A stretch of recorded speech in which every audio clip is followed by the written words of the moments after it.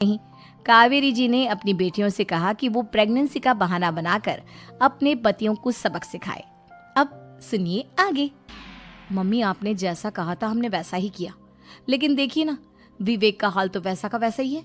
घर में ना सुबह का नाश्ता बनता है और ना खाना। नौकरी पर जाने की बात करूं तो खाने को दौड़ते हैं मुझे। हाँ मम्मी, मैंने भी सुमित को कितनी बार कहा कि अगर नौकरी नहीं करनी तो कोई छोटी सी दुकान ही खोल लो। घर का खर्चा कैसे चलेगा? देखो दोपहर के 12 बजने आए और जनाब अभी तक सो रहे हैं। हाँ मम्मी, ईशा और सुहाना ठीक कहती हैं। अविनाश का भी यही हाल है। जब मैंने अपनी प्रेगनेंसी के बारे में कहा तो मुझसे कहने लगा, अरे दूसरी लड़कियां तो 9-9 महीने तक नौकरी करती है, बस डिलीवरी के टाइम छुट्टी लेती है। मोहिनी, तुम भी नौकरी करो। अब मुझे कहाँ नौकरी मिलेगी? मम्मी बताओ अब मैं क्या करूँ? हे भगवान, क्या सोचकर घर जमाई दामाद लाई थी मैं कि मेरी बेटियां मेरे पास रहेंगी और खुश रहेंगी, लेकिन इन आलसी दामादों ने तो हमारी जिंदगी को भी प्रॉब्लम में डाल दिया है। मैं तो कहती हूँ मम्मी, हम लोग वापस अपनी जॉब पर जाना शुरू कर देते हैं। बता देते हैं इन लोगों को कि हमने प्रेगनेंसी का बहाना किया है। नहीं नहीं बेटा, ऐसी गलती भी मत करना। अगर तुमने ऐसा किया तो इन तीनों की आदत और ख़राब हो जाएगी। अरे आज नहीं तो कल कभी तो तुम प्रेग्नेंट होगी, तब वापस यही प्रॉब्लम आएगी। तब क्या करोगी तुम तीनों?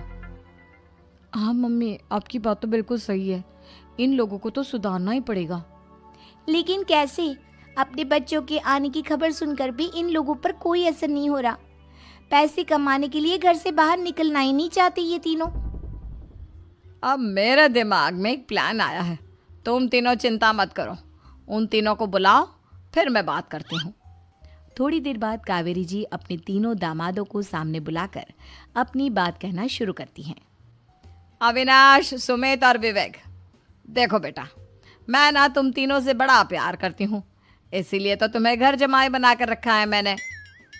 अरे मम्मी जी, सीधे सीधे कहिए ना, क्या बात है? प्यार तो हम भी आपको बहुत करते हैं। अरे मम्मी जी, आपकी इज्जत भी बहुत करते हैं। अरे भाई, आपके जैसी सास और कमाने वाली बीवी सबको मिलती है क्या? हाँ मम्मी, विवेक और सुमित ठीक कह रहे हैं।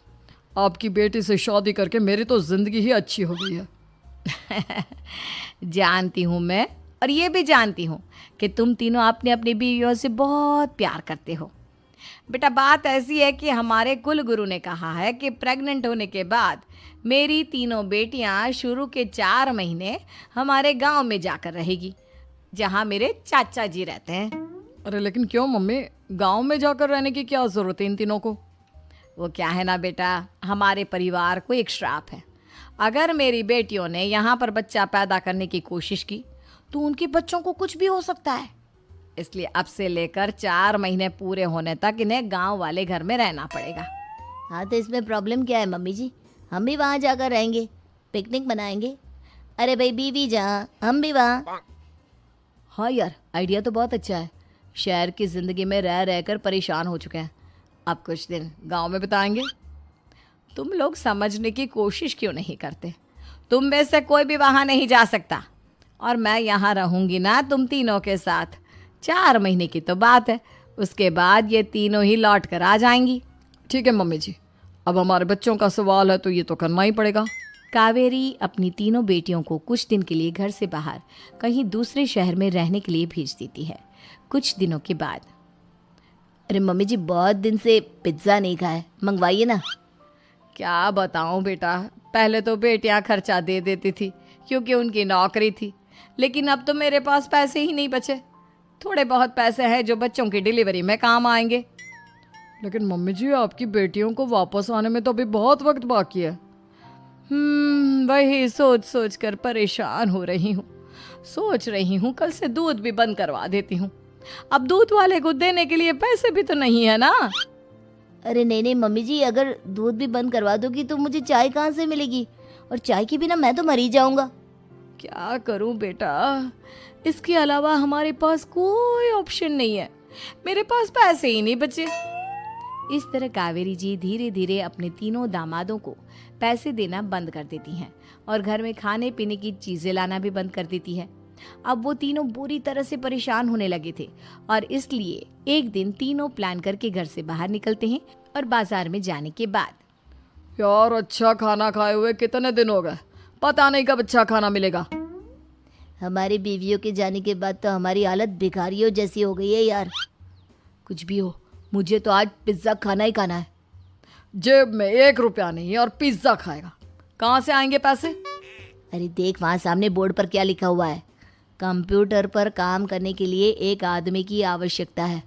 भाई मैं तो जा रहा हूँ, काम करूँगा और शाम तक पैसे लाकर आराम से पिज्ज़ा खाऊंगा। जा जा, तुझे कोई काम नहीं देने वाला, हम तो घर जा रहे हैं। चल भाई सुमित।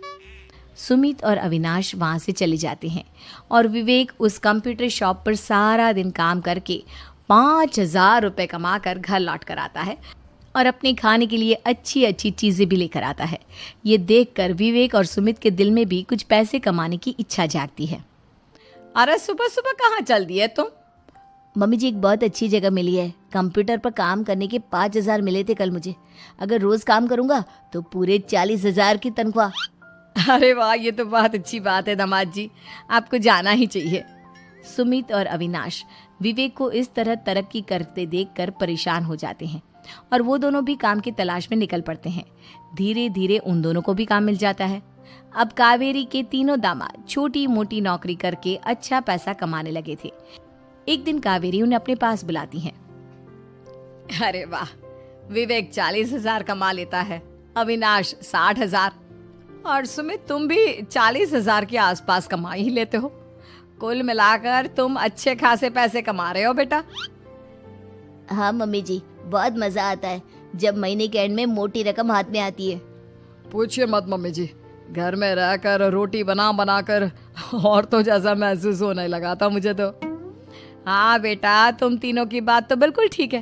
और जानते हो, अब तुम तीनों की पत्नियां भी वापस लौट कर आने वाली है।